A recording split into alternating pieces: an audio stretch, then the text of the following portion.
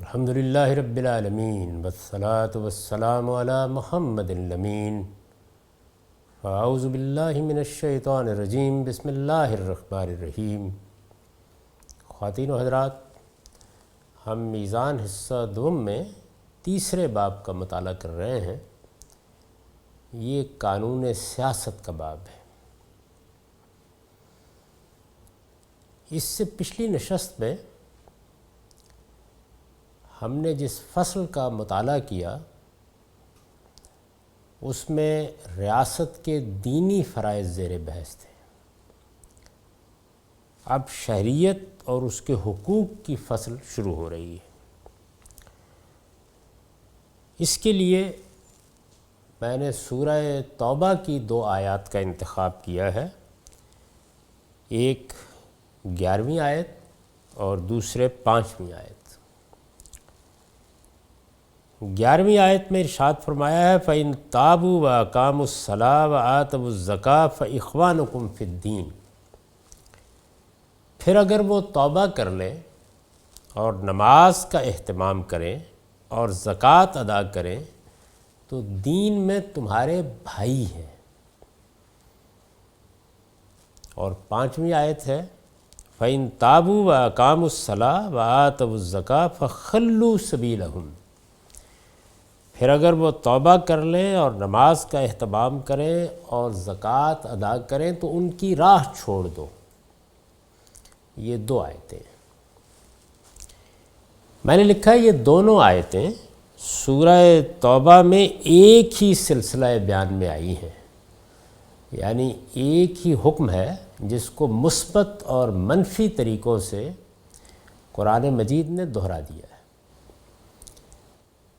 سیاق اور سباق کے لحاظ سے الگ الگ مقام کی آیتیں نہیں ہیں، ایک ہی سلسلہ بیان کی آیتیں ہیں۔ قرآن نے فرمایا ہے کہ حج کے موقع پر یہ اعلان کر دیا جائے کہ مشرکین عرب میں سے جو لوگ یہ 3 شرطیں پوری کر دیں وہ دین میں تمہارے بھائی ہیں، اور تمہارے لیے اللہ کا حکم یہ ہے کہ اس کے بعد ان کی راہ چھوڑ دو۔ یعنی اب ایک نظم اجتماعی قائم ہو چکا ہے۔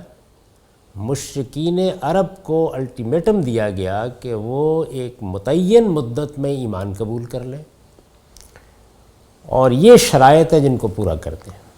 اگر وہ ان شرائط کو پورا کر دیتے ہیں تو دنیوی قانون میں ان کو مسلمانوں کی ریاست میں برابر کا شہری مان لیا جائے گا، اور ان مطالبات کے سوا جو ان آیتوں میں کیے گئے ہیں ان سے مزید کوئی مطالبہ نہیں کیا جائے گا، یعنی ریاست اور قانون کی سطح پر۔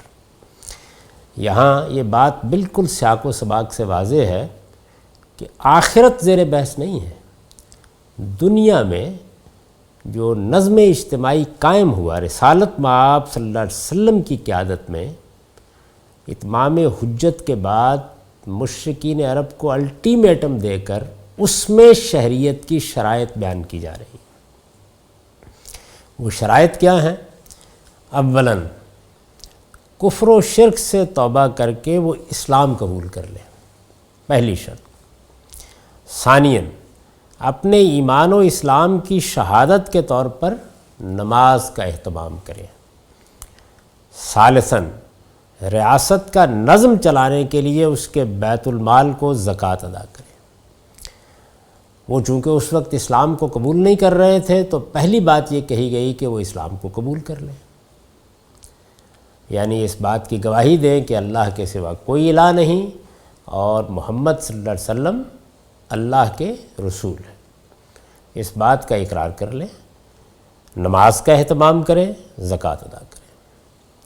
یہ 3 شرطیں ان دونوں آیتوں میں پیش کی گئی ہیں، اور اگر آپ آیتوں کی طرف مراجعت کریں تو پہلی آیت میں نتیجہ یہ بیان کیا گیا ہے کہ فَإِخْوَانُكُمْ فِي الدِّينِ، وہ دین میں برابر کی سطح پر تمہارے بھائی قرار پائے جائیں گے۔ بھائی کا لفظ اصل میں برابری اور مساوات کو بیان کرتا ہے، یعنی اگر کہا جائے بیٹے بن جائیں گے، اگر کہا جائے بیویاں بن جائیں گی، اگر کہا جائے کہ فلاں اور فلاں رشتہ قائم ہو جائے گا تو ہر رشتہ اپنی نوعیت کے لحاظ سے الگ نتیجہ پیدا کرے گا۔ جب بھائی کہا جاتا ہے تو اس کا مطلب ہوتا ہے برابر کی سطح پر۔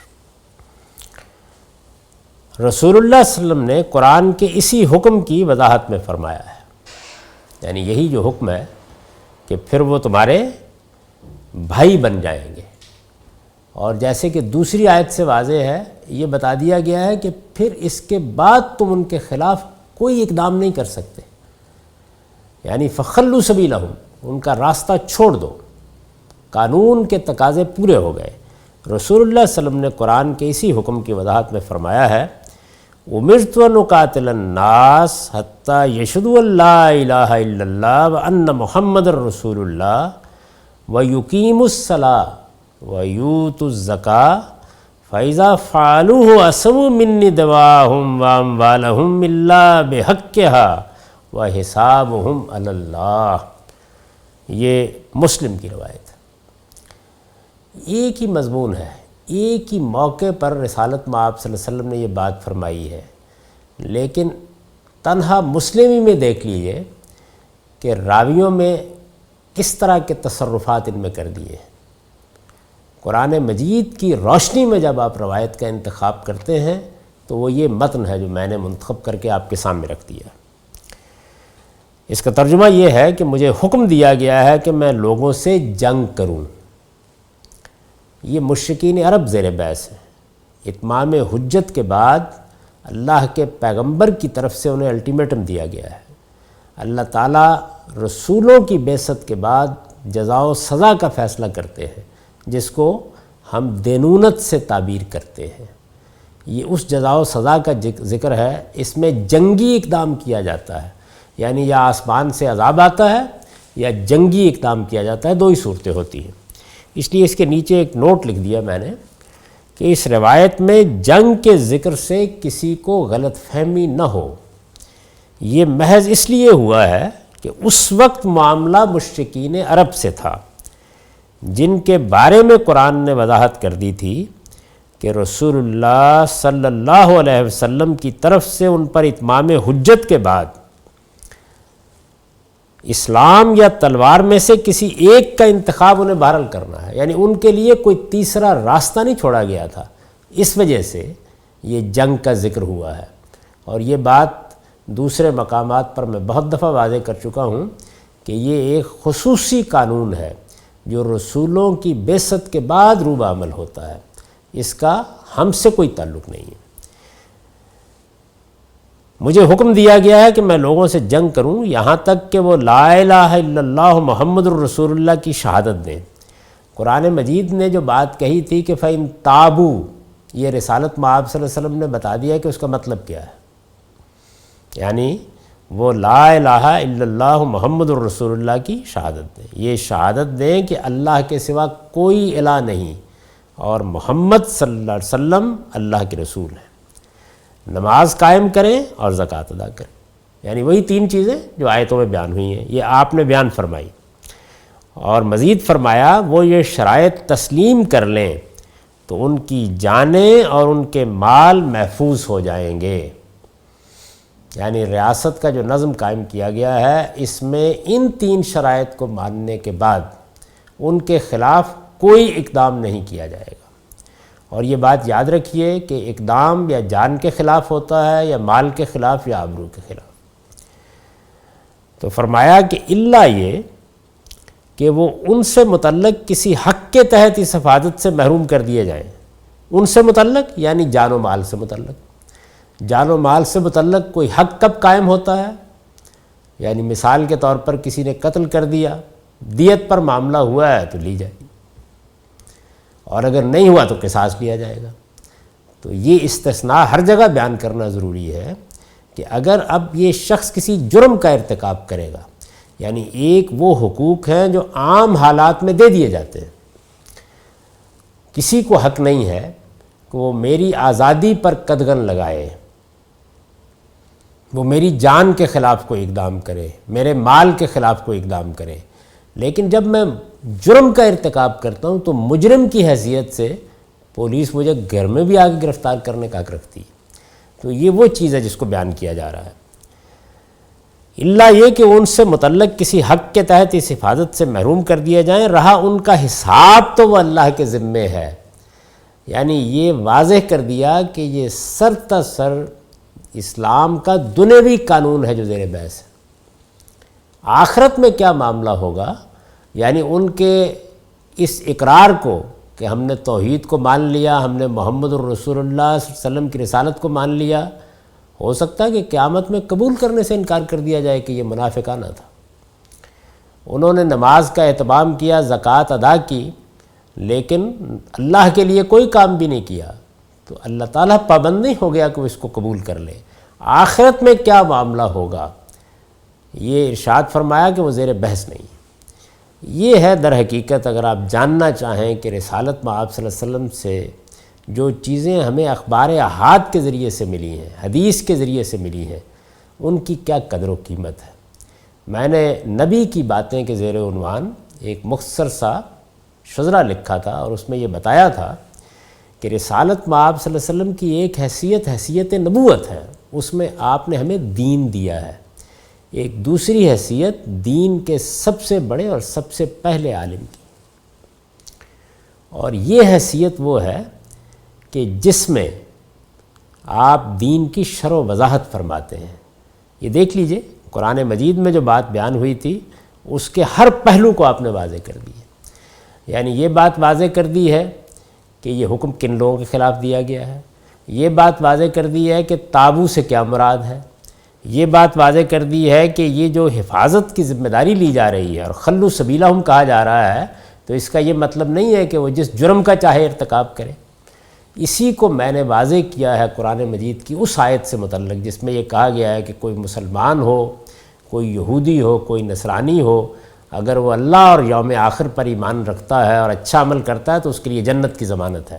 تو میں نے یہ بتایا ہے کہ اس میں یہ چیز آپ سے آپ موجود ہے، یہ کلام کی پیدائش کے وقت ہی سے موجود ہے کہ اس نے کسی ایسے جرم کا ارتکاب نہ کیا ہو جس میں قیامت کے دن پکڑا جائے۔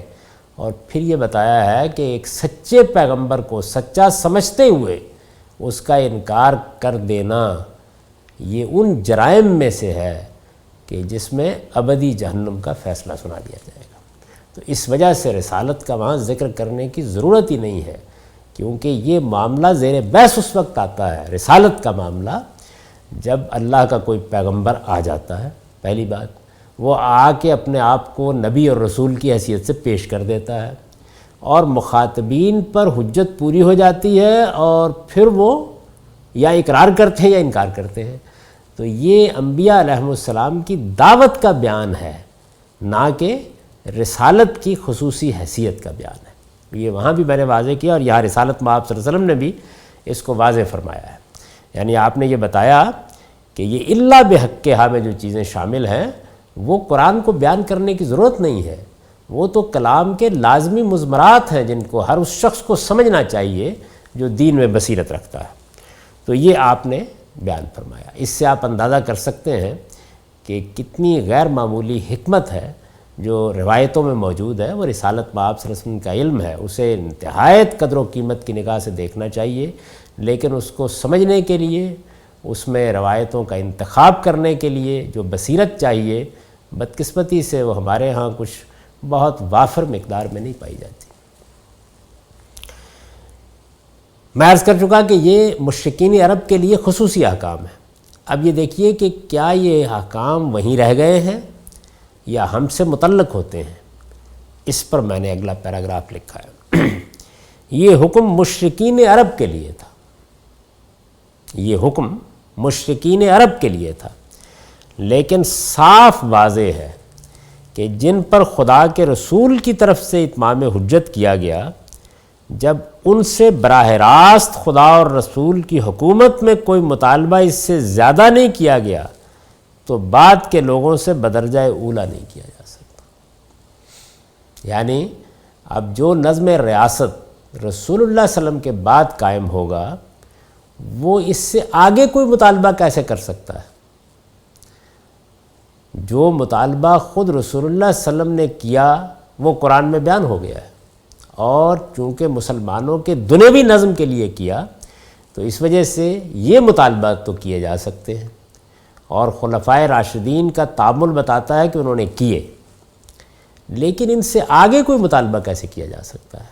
تو یہ ہے بنائے استدلال، یعنی حکم بعض اوقات کسی خاص گروہ کے ساتھ خاص ہوتا ہے اور وہیں رہ جاتا ہے، اور بعض اوقات اپنے منطقی لوازم کے لحاظ سے آگے بڑھ جاتا ہے، تو یہ اس طرح ہم سے متعلق ہو گیا۔ چنانچہ شہریت کے حقوق و فرائض سے متعلق جو بنیادی اصول قرآن کی ان آیتوں سے متعین ہوتے ہیں وہ یہ ہے، یعنی اللہ تعالیٰ نے مشرکین عرب کے لیے دنیا میں جینے کے جو شرائط بیان کیے، ان کے لیے جینے کے، اور اب باقی سب لوگوں کے لیے ایک ایسی حکومت میں رہنے کے جو مسلمانوں کی اکثریت پر مبنی ہو، یعنی جس میں نظم ان کے ہاتھ میں ہو۔ وہ شرائط یہ ہے، یا وہ بنیادی اصول یہ ہے۔ اول یہ کہ جو لوگ یہ 3 شرطیں پوری کر دیں، یعنی وہ مسلمان ہیں، اس وقت تو لوگوں کو مسلمان ہونا تھا، اب ظاہر ہے کہ جو لوگ مسلمان ہیں وہ ہیں، مجھ کو کوئی حق نہیں کہ میں ان کے اسلام کو چیلنج کروں۔ اول یہ کہ جو لوگ یہ 3 شرطیں پوری کر دیں، اس سے قطع نظر کہ اللہ کے نزدیک ان کی حیثیت کیا ہے، اسی کو واضح کیا رسالت مآب صلی اللہ علیہ وسلم نے، وَحِسَابُهُمْ عَلَى اللَّهِ، وہ زیر بحث نہیں یہاں، اللہ کے ہاں تو یہ معلوم ہے کہ حج اگر آدمی نے نہیں کیا اور وہ استطاعت رکھتا تھا تو فرمایا کہ پھر اللہ کو اس کی کچھ پرواہ نہیں ہے۔ اس وجہ سے یہاں آخرت زیر بحث نہیں ہے، اللہ تعالیٰ کے ساتھ تعلق زیر بحث نہیں ہے، یہاں جو چیز زیر بحث ہے وہ صرف یہ ہے کہ جو دنیاوی نظم قائم ہوگا اس میں حقوق و فرائض کیا ہوں گے۔ تو میں یہ عرض کر رہا تھا کہ 3 شرطیں پوری کر دیں، یعنی مسلمان ہوں، جیسے کہ اب مسلمان ہیں لوگ، دوسرے نماز کا اہتمام کریں، تیسرے زکوٰۃ ادا کریں۔ اول یہ کہ جو لوگ یہ 3 شرطیں پوری کر دیں، اس سے قطع نظر کہ اللہ کے نزدیک ان کی حیثیت کیا ہے، قانون و سیاست کے لحاظ سے وہ مسلمان قرار پائیں گے۔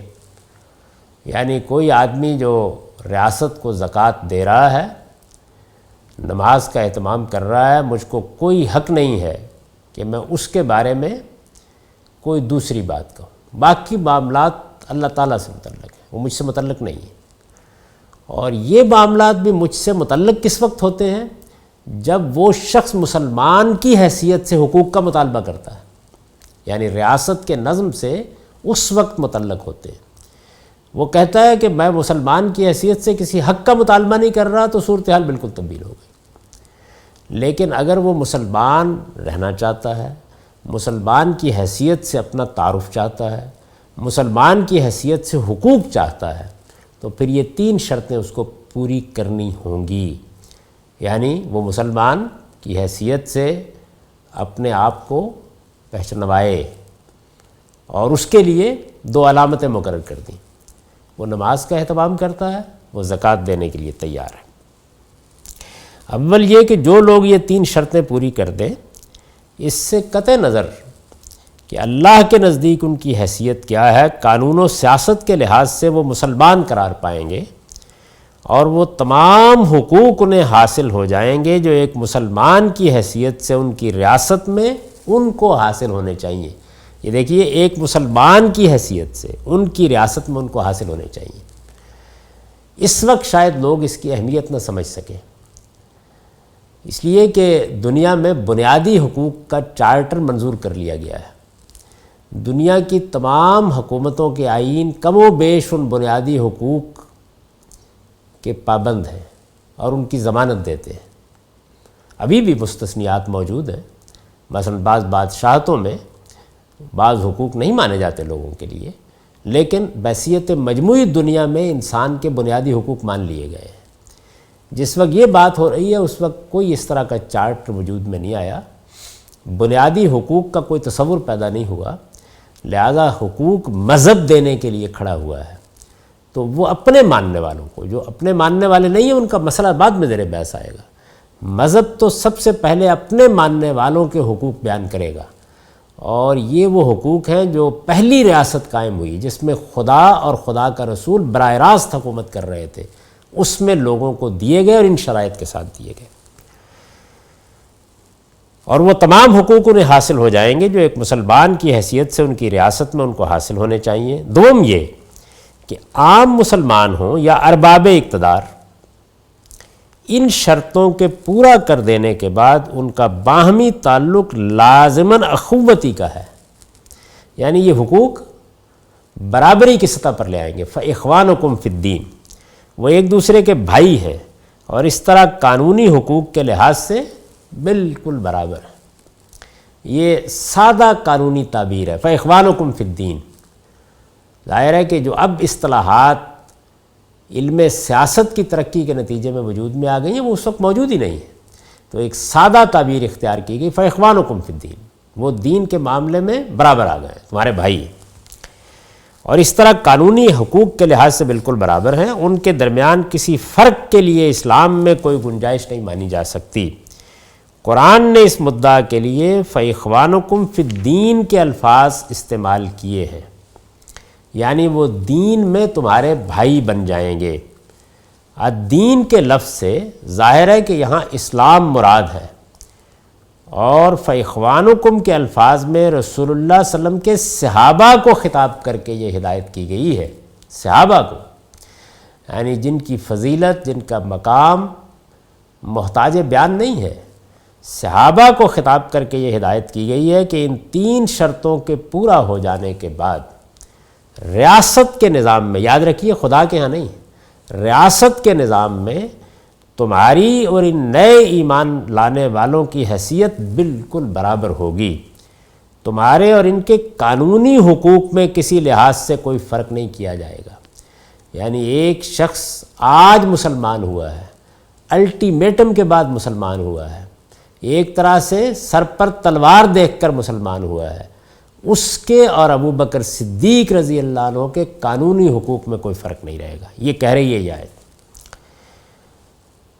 سوم یہ کہ اخوت کا یعنی بھائی بھائی ہونے کا یہ رشتہ قائم ہو جانے کے بعد سب مسلمانوں پر، خواہ وہ عوام میں سے ہوں یا ارباب حل وقت میں سے، وہ تمام ذمہ داریاں خود بخود عائد ہو جاتی ہیں جو عقل و فطرت کی روح سے ایک بھائی پر اس کے بھائی کے بارے میں عائد ہونی چاہیے۔ لفظ ایسا استعمال کیا ہے کہ اس سے یہ ایک تیسرا نتیجہ بھی نکل آتا ہے، یعنی پہلا نتیجہ جو ہم نے اس لفظ کے استعمال سے نکالا وہ یہ تھا کہ یہ تین شرطیں پوری کرو، تمام وہ حقوق لے لو جو ایک مسلمان کی حیثیت سے تمہیں ملنے چاہیے۔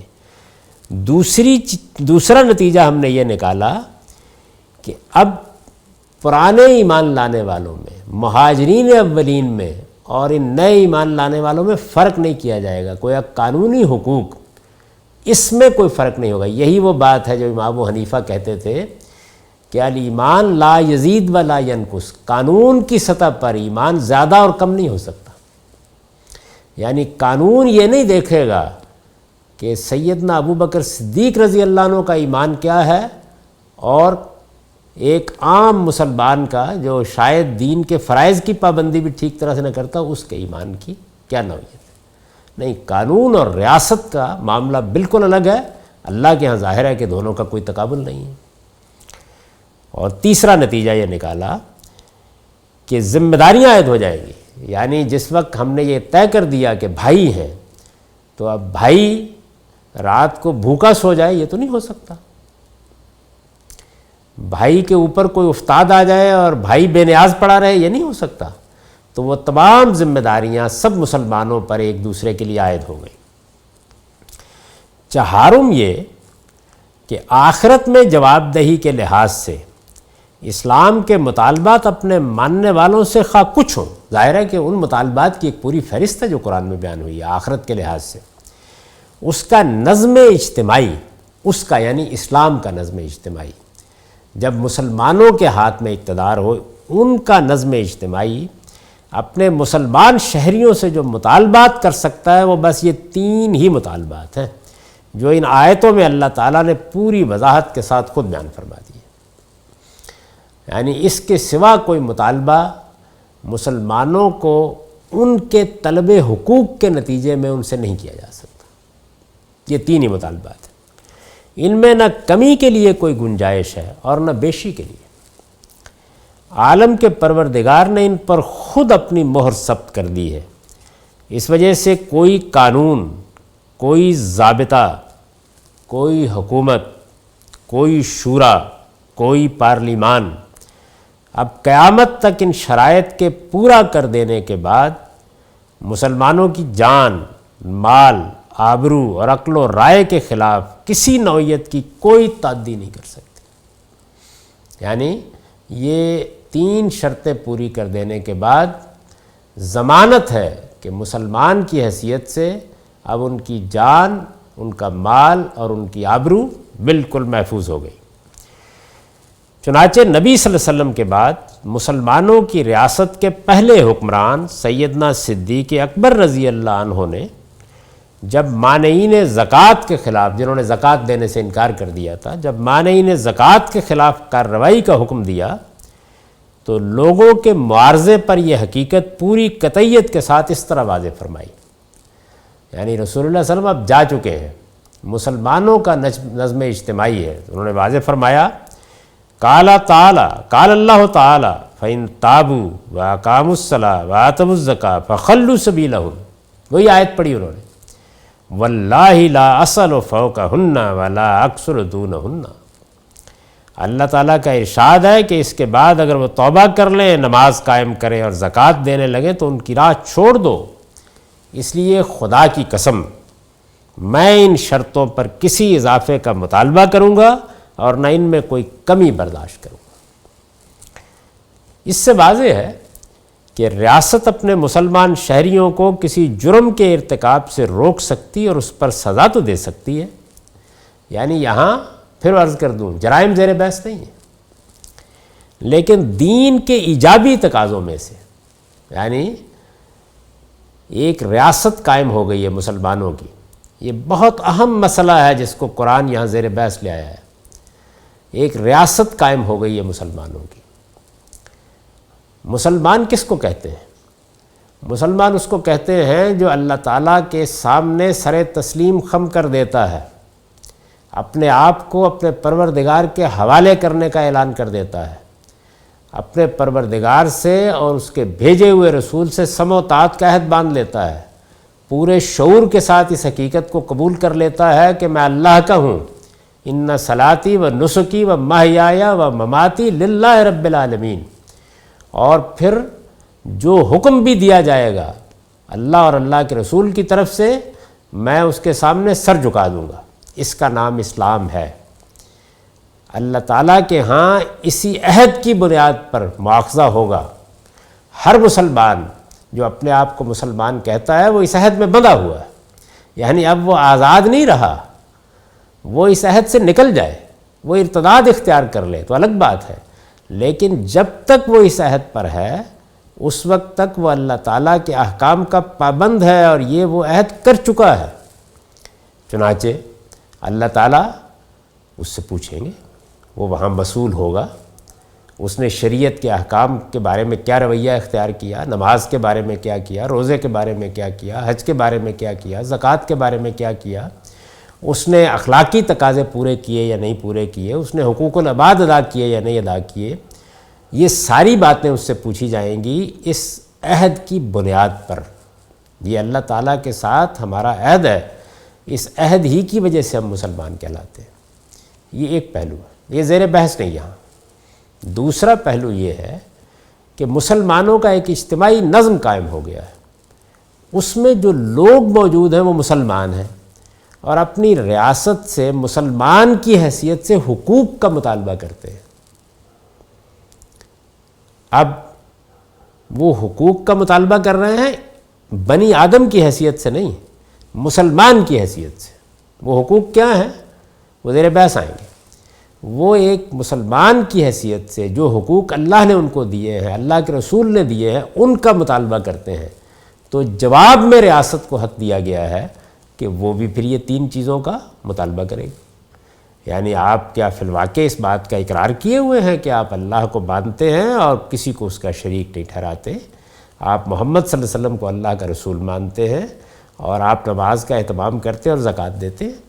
یعنی اب چونکہ مسلمان کی حیثیت سے مطالبہ حقوق کیا جا رہا ہے تو اس وجہ سے ریاست بھی ان شرائط کا مطالبہ کرنے کا حق رکھتی ہے۔ یہ 3 ہی شرائط، یعنی ایجابی احکام میں اس سے آگے ریاست نہیں جا سکتی۔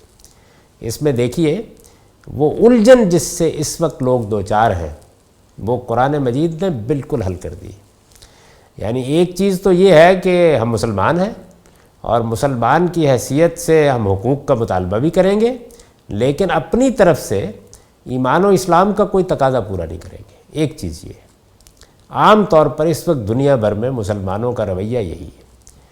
دوسری چیز یہ ہے کہ ریاست کو یہ حق حاصل ہے کہ وہ ہر حکم کی جو اللہ کے دین میں پابندی کرائے۔ یہ دوسرا جو طریقہ ہے، یہ مثال کے طور پر اس وقت جو 2 حکومتیں قائم ہیں، ایک ایران میں جو دین کی شیعہ تعبیر پر قائم ہے، دوسرے سعودی عرب میں جو دین کی سنی تعبیر پر قائم ہے۔ 2 مذہبی حکومتیں اس وقت قائم ہیں دنیا میں۔ ان دونوں مذہبی حکومتوں میں حکومتوں کا اصرار ہے کہ وہ دین کے ہر حکم کی لوگوں سے پابندی کا مطالبہ کر سکتی ہیں۔ چنانچہ اسی بنیاد کے اوپر یہ جانتے ہیں آپ کہ محرم کے ساتھ سفر کرنا ہے یا نہیں کرنا، اس کے بارے میں بھی قانون سازی ہوگی۔ خواتین گاڑی چلا سکتی ہے یا نہیں چلا سکتی، اس پر بھی قانون سازی ہوگی۔ ان کو کس طرح کا لباس پہننا ہے، اس پر بھی قانون سازی ہوگی۔ تو دین کے تمام احکام، ہمارے ہاں بھی جب لوگ یہ کہتے ہیں نفاذ شریعت، تو اس کا مطلب ان کے نزدیک یہ ہوتا ہے کہ ریاست اپنی طاقت سے ہر حکم کی پابندی کرائے گی۔ میں یہ واضح طور پر آپ کو بتا رہا ہوں کہ یہ قرآن مجید کے بالکل خلاف ہے۔ یعنی قرآن مجید ایک دوسری جگہ پر کھڑا ہے اور اس نے اس وقت بھی اس سے آگے کسی مطالبے کی اجازت نہیں دی جب خدا خود حکومت کر رہا تھا اور خدا کا رسول دنیا میں موجود تھا۔ اس وقت بھی نہیں دی کہ جب معاملہ ان مشرکین عرب کا تھا جن کے لیے موت کی سزا تھی، اس وقت بھی اس سے زیادہ مطالبہ نہیں کیا۔ تو کوئی اور کیسے کر سکتا ہے؟ قرآن مجید اس مقام پر کھڑا ہے کہ دین کے ایجابی مطالبات جو سیاست اور ریاست کی سطح پر کیے جا سکتے ہیں وہ یہی۔ مسلمان ہیں، آپ نے اقرار کر لیا، بہت اچھی بات ہے۔ دوسرے نماز کا اہتمام کر رہے ہیں، زکوٰۃ دے رہے ہیں۔ اگر آپ یہ 3 چیزیں پوری کر رہی ہیں تو ریاست میں آپ کے حقوق مسلمان کی حیثیت سے، پھر عرض کر دوں اس وقت اس فرق کو لوگ نہیں سمجھ پا رہے اس لیے کہ بنیادی حقوق مان لیے گئے ہیں، اس کو آپ تھوڑی دیر کے لیے نظر انداز کر دیجئے۔ یہ تو اسلام کا اور بہت سے مفکرین کا فیضان ہے کہ دنیا میں بہت کچھ مان لیا گیا ہے جس وقت یہ بات ہو رہی ہے۔ تو مسلمان کی حیثیت سے یہ 3 چیزیں ہیں جن کا ریاست مطالبہ کر سکتی ہے، اس کے سوا کچھ نہیں۔ یعنی اگر مثال کے طور پر کسی ریاست میں ریاست کے نظم کو چلانے والوں کا خیال یہ ہے کہ خواتین کے لیے یہ اور یہ پردے کے احکام، میں مثال دے رہا ہوں، تو وہ ان کی تبلیغ کر سکتے ہیں، تلقین کر سکتے ہیں، اس کے لیے قانون سازی نہیں کر سکتے۔ یہ حق خدا نے ان کو نہیں دیا، یہ ایجابی نوعیت کی چیز ہے۔ یعنی جرم کے خلاف کارروائی ہوگی، ایجابی احکام کا مطلب یہ ہوتا ہے کہ جو کسی جرم کے نتیجے میں، کسی گناہ کے نتیجے میں نہیں پیدا ہوتے، بلکہ مسلمان کو مسلمان ہونے کی حیثیت سے ان کی پابندی کرنا ہوتی ہے۔ یعنی مجھے نماز پڑھنے کے لیے اس وقت نہیں کہا جاتا جب مجھے کسی جرم کا ارتکاب مجھ سے ہو جاتا ہے، نماز مجھے پڑھنی ہے، ہر حال میں پڑھنی ہے۔ تو یہ 3 چیزیں ہیں۔